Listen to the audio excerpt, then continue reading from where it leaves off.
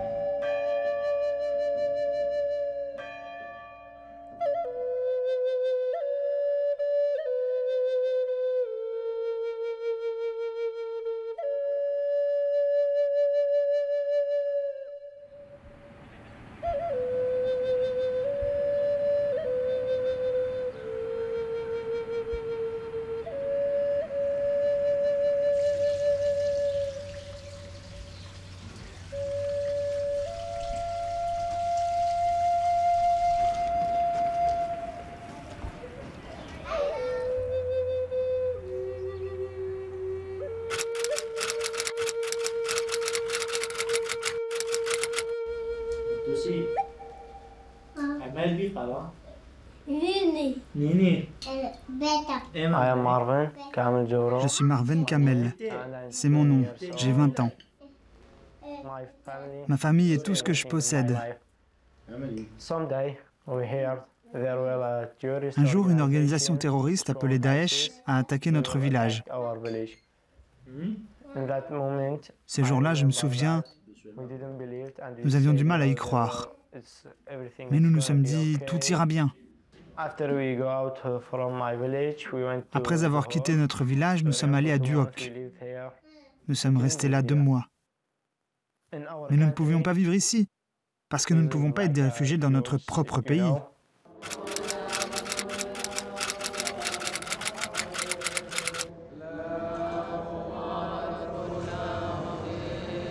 Essere prete qua in questi momenti difficilissimi è una cosa. Il reste beaucoup à faire. Ci vuole tanto, fare tanto, essere con famiglie, con persone che sono spiritualmente. Comme rester auprès des familles et des personnes psychologiquement et spirituellement détruites.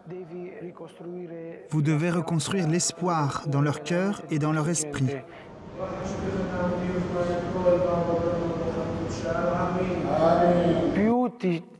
Cette circonstance vous rapproche de Dieu parce que nous avons besoin de plus de force et de plus de grâce. Et cela vient seulement de Dieu. Cette circonstance vous fait prier davantage. Elle vous rapproche de Dieu pour demander la force et la grâce de rester avec ces gens.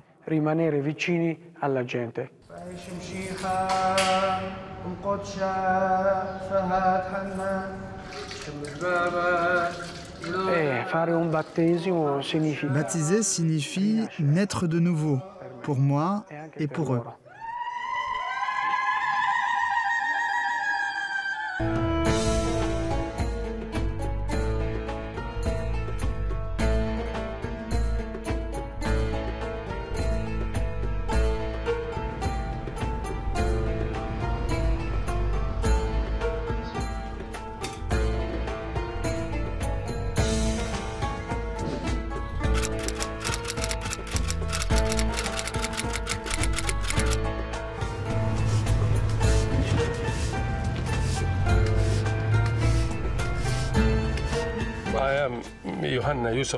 Je suis Yohanna Youssef, un chrétien catholique syrien de Karakosh. Je suis professeur à l'université d'Al-Hamdaniya. Maintenant, je suis déplacé à Erbil. Nous sommes maintenant situés à Ankawa. Quand nous sommes arrivés ici, les gens étaient dans les rues, dans les jardins. Il n'y avait pas d'hôtel ni d'endroit où séjourner. Je vivais à Mossoul avant, en 2006. Al-Qaïda m'a alors menacé. Ils sont venus et ils ont demandé le jizya, une taxe islamique. Ils m'ont dit que je devais payer $5000. Si je ne payais pas, ils me tueraient ou kidnapperaient mes enfants. C'est pourquoi j'ai quitté Mossoul un matin avec l'aide de nombreux amis musulmans. Je suis venu ici, à Karakosh, J'ai construit une maison et depuis j'y vis avec mes parents. Avant Daesh, des chrétiens avaient été expulsés de Mossoul à 5 reprises. Effrayés par des lettres de menaces d'enlèvement, de meurtre ou ce genre de choses, ils avaient dû quitter la ville pour une semaine ou 2.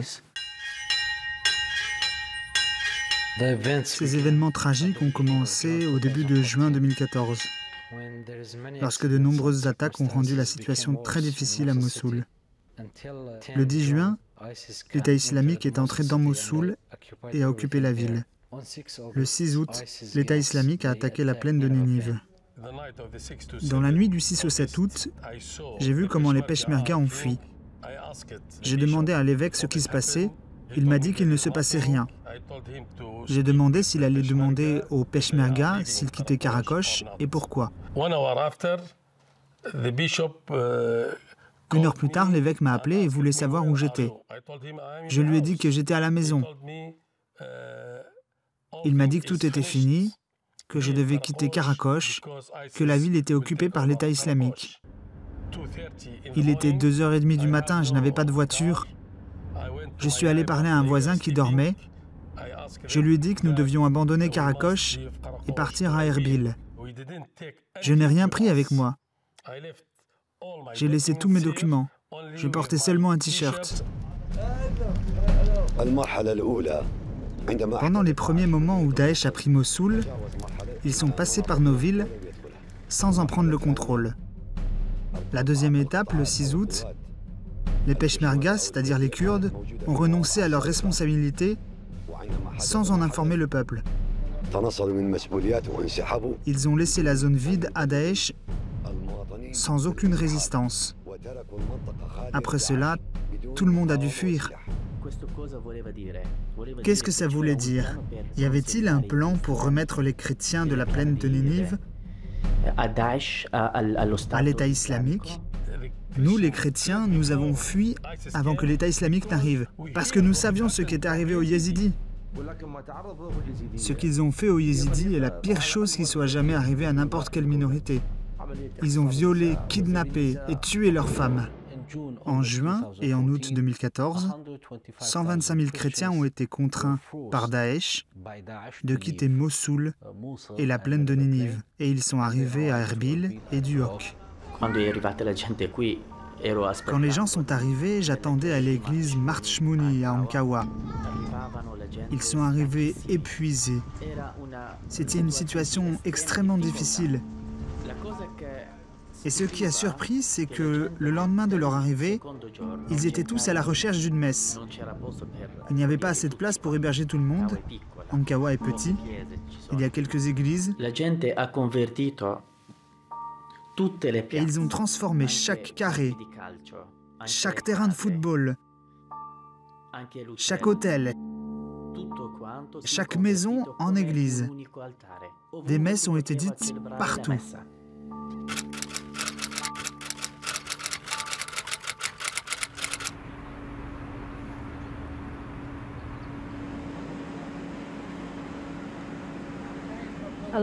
Je suis Almas Solman. Je suis née en 1979. Je suis mariée et j'ai 6 enfants. En ce moment, nous ne sommes pas comme lorsque nous étions dans notre village. L'Église nous donne tout. L'Église paie le loyer. Mon mari travaille de temps en temps. Ce fut une nuit terrible pour nous. À minuit, l'électricité fut coupée. Ils ont dit que Daesh entrerait à Keremles. J'ai réveillé mes enfants car ils étaient déjà endormis. Nous n'avons rien emporté, seulement nos cartes d'identité et ensuite, nous avons fui. Tout est dû à notre foi. Nous avons fui à cause de notre foi. Nous acceptons la volonté de Dieu. Nous avons tout quitté pour Dieu.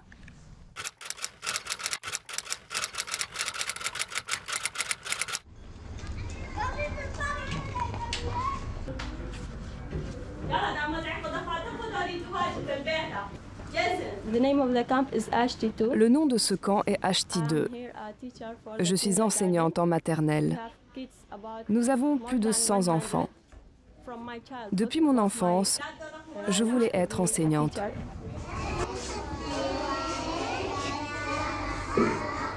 Avant l'arrivée de l'État islamique, les chrétiens ont également souffert. Ils ont souffert depuis 2013, quand Saddam est tombé.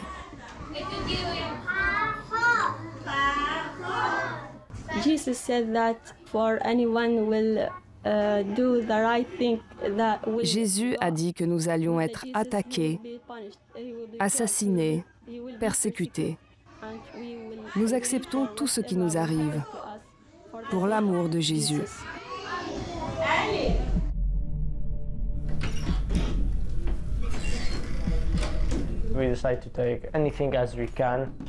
Nous avons décidé d'emporter tout ce que nous pouvions.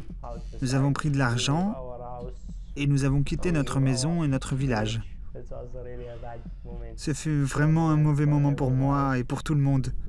Nous pleurions. Il était 22 heures. À ce moment-là, l'armée a quitté ses positions parce que l'État islamique était très puissant. Nous avions l'impression que dans quelques jours, nous allions retourner chez nous et que tout irait bien. Mais les choses ne se sont pas passées comme ça. J'ai ouvert mon sac, j'y ai mis 2 choses, une chemise et un pantalon. J'ai attrapé de l'argent et nous sommes partis. Ce qui nous est arrivé n'était pas facile. Beaucoup de gens ont dit « Où est Dieu ?» Et moi, quoi? J'étais assis à la maison, à rien faire, et je me posais des questions sur mon avenir. Quand nous sommes allés à Duhok, j'ai vécu sans rien faire. J'étais juste assis à la maison. Je ne savais pas quoi faire, alors je suis allé à l'église. Avant, je n'allais pas à l'église tous les jours ou toutes les semaines. À ce moment-là, je me posais beaucoup de questions. Je suis allé à l'église de Duhok pour la première fois. Je me suis demandé avant d'y aller, qu'est-ce que je vais demander à mon Dieu? Que vais-je lui dire? Comment puis-je le trouver?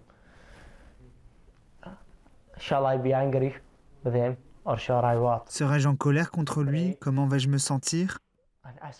J'ai prié et j'ai demandé à mon Dieu, qu'est-ce qui se passe? Qu'est-ce qui nous arrive?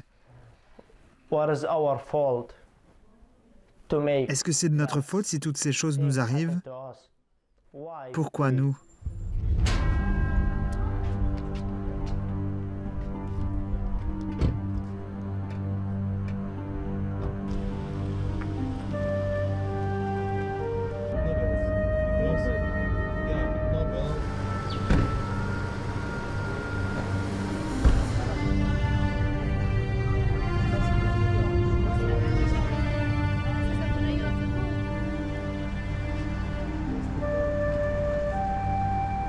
Nous avons un gros problème pour aller à Karemles. Pour traverser le point de contrôle, vous avez besoin d'un papier vous donnant l'autorisation de passer. Et d'ailleurs, il y a généralement beaucoup de monde.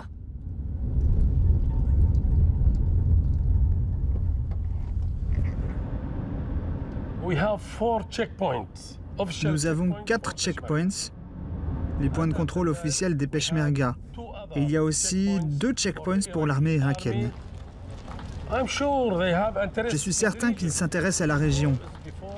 Avant, nous appartenions à Ninive, et maintenant, ils veulent dominer toute la région.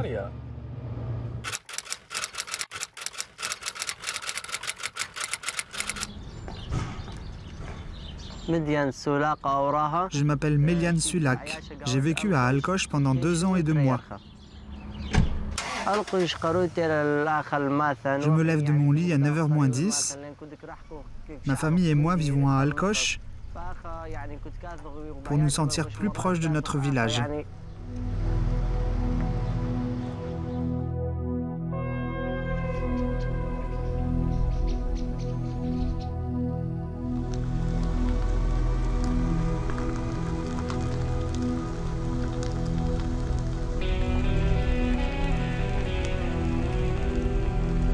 Ça me fait mal de voir mon village détruit, mais ça me fait encore plus mal de savoir qu'il y a peu de chances de le reconstruire.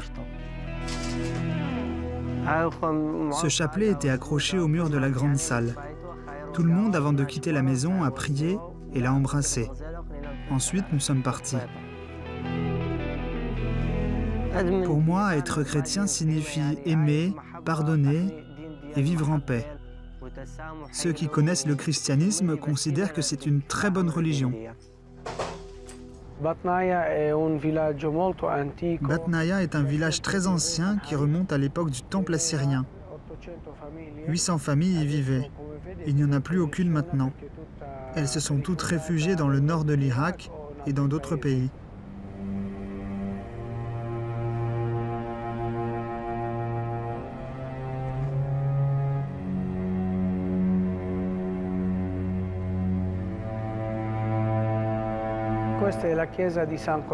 Voici l'église Saint-Kyriakos, la paroisse chaldéenne de Batnaia qui a été profanée par l'État islamique.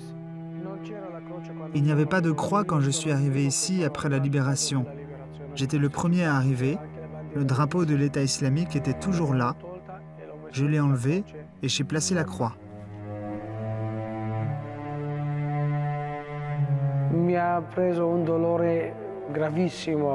Ça me fait très mal.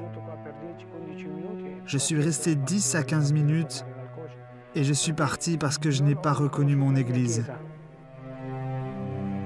Les écritures coraniques sont écrites sur le mur et ils pratiquaient le tir dans le sanctuaire. Ensuite, petit à petit, j'ai pu accepter cette situation, que la réalité est ainsi et que nous devons nous y habituer pour recommencer à zéro. Nous sentons que Dieu est proche de nous, même après tout ce qui nous est arrivé. Nous avons fui des heures avant que l'État islamique n'arrive ici.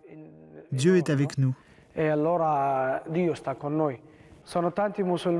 y a beaucoup de musulmans qui me suivent et je les suis avec le catéchisme, avec des leçons de la Bible.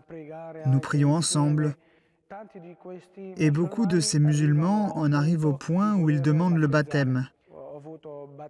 J'ai baptisé beaucoup d'entre eux.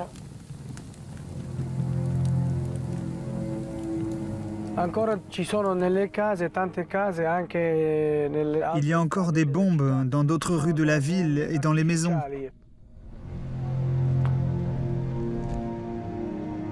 Les chrétiens n'ont pas la possibilité de choisir. Chaque choix vient d'en haut. Si nous voulons libérer l'Irak, l'Occident et l'Orient de l'État islamique, nous devons nous attaquer au problème de la mentalité. Les vrais chrétiens doivent être la lumière et le sel de la terre. Maintenant, notre mission est plus claire. Nous devons être la lumière et le sel dans ces pays.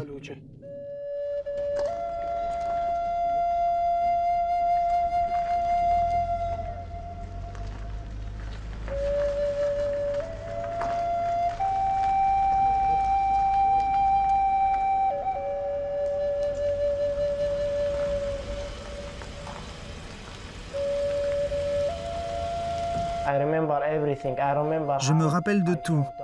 Je me rappelle le jour où nous sommes rentrés dans notre village, comment nous sommes arrivés au checkpoint, comment je me suis promené dans le village et comment j'ai ouvert cette porte. J'étais effrayé. Il pouvait y avoir une bombe. Je ne pouvais toucher à rien. J'ai demandé de l'aide à mon Dieu pour trouver le chemin,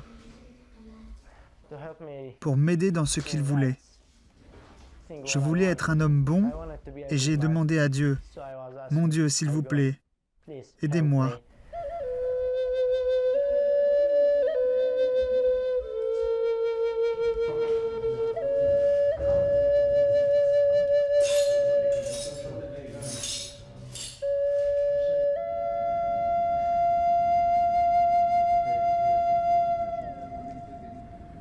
C'est le nom de mon village, Teleskov. Je suis né ici. J'ai beaucoup de souvenirs de cet endroit. Quand nous avons quitté le village, j'ai perdu beaucoup d'amis qui sont allés en Jordanie,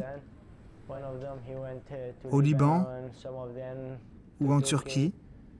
Mais en même temps, j'ai rencontré beaucoup de gens, beaucoup de bonnes personnes. À ce moment-là, j'ai rencontré beaucoup de gens qui m'ont aidé. Je remercie mon Dieu pour cela. Il m'a fait rencontrer des gens qui ont changé ma vie.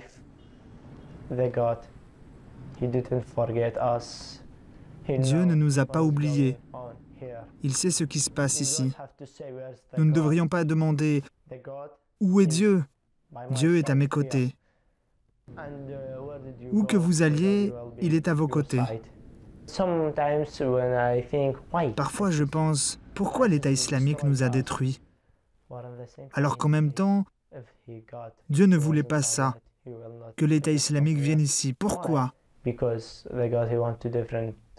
Parce que Dieu voulait des changements dans ma vie.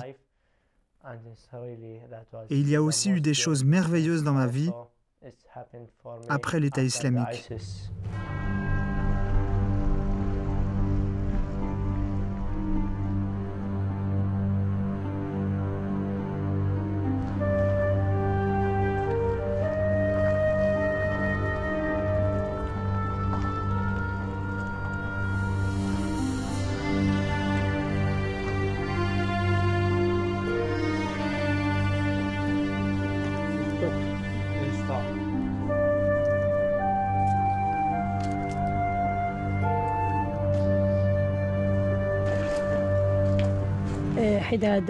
À Karemles, beaucoup de gens travaillent dans les fermes ou pour le gouvernement.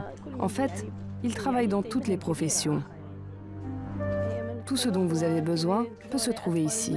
Le matin, nous sommes allés à la messe, puis les enfants sont allés à l'école. Nous avons toujours eu quelque chose à faire dans l'église, dans le monastère, avec nos amis. Tout le village de Karemles est magnifique. Tout le village est important pour nous.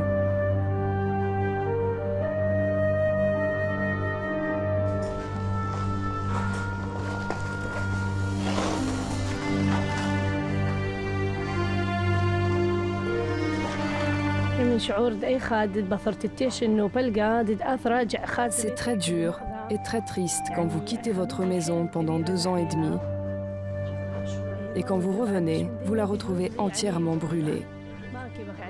Ils ont tout détruit, brûlé et saccagé. Ils ont tout fait contre nous.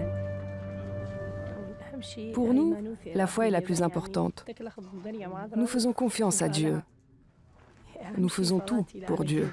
En tant que chrétiens, nous n'avons rien d'autre à faire que de prier, de supplier Dieu.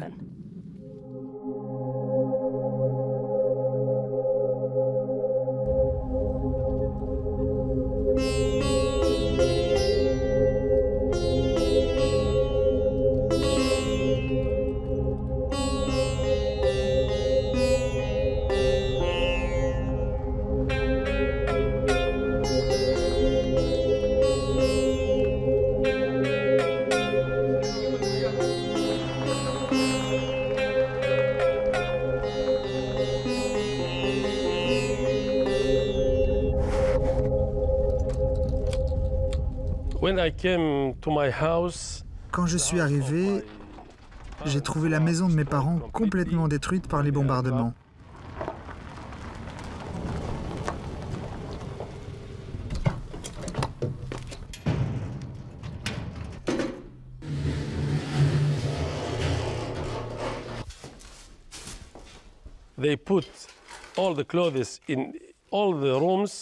Ils avaient préparé tous mes vêtements et mes livres pour les brûler. Les chrétiens, en particulier à Karakosh, étaient tous cultivés. Ils ont fini l'université, ils sont enseignants, ingénieurs et travaillent dans tout l'Irak. Pour nous, les chrétiens, il est impossible de revenir ici sans sécurité. La sécurité doit être acquise avec une protection internationale.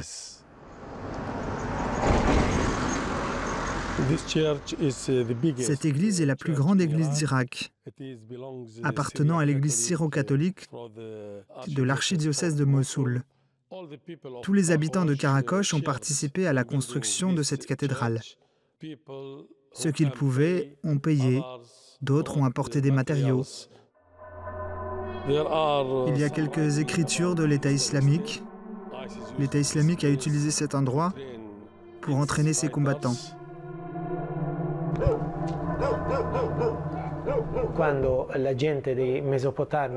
Quand les Mésopotamiens ont décidé de devenir chrétiens, ils ont renoncé aux armes et au langage de la violence. C'est pourquoi ils ont toujours été plus vulnérables aux dictatures et aux autres gouvernements. Et maintenant, nous avons devant nous ceux qui ont pillé nos maisons, ceux qui les ont brûlées. Qu'est-ce qu'on devrait faire? Nous devons mener un processus de réconciliation. J'ai peur du manque de vision du gouvernement irakien. La vie a changé depuis août 2014. Il n'y a plus de confiance. Les gens ne font pas confiance à leurs voisins. Je m'appelle Diana Momeka. Je suis une sœur dominicaine de Sainte-Catherine de Sienne, originaire d'Irak. J'ai grandi d'une guerre à une autre. Je ne me souviens pas d'être en colère contre Dieu. Plutôt, j'ai demandé à Dieu pourquoi ces choses-là se passaient. Devait-elle arriver? Être proche des gens sur le terrain et ensuite vivre toutes ces expériences dans ma communauté, dans la prière. Chaque douleur, chaque souffrance que je reçois sur le terrain, je la place sur l'Eucharistie que nous célébrons tous les jours. Je sens que Dieu embrasse une partie du fardeau et le prend de mes épaules. Quand je vais à l'église, je vois des centaines de personnes qui assistent aux cérémonies. Certains disent « c'est de la piété ». Ce n'est pas la foi. Moi, je me dis que c'est la foi. Sans leur prière, ils ne pourraient pas survivre. Nous regardons vers la lumière et non vers les ténèbres. Nous regardons toujours vers la lumière. Ils peuvent attraper des pierres, mais la foi est toujours à l'intérieur.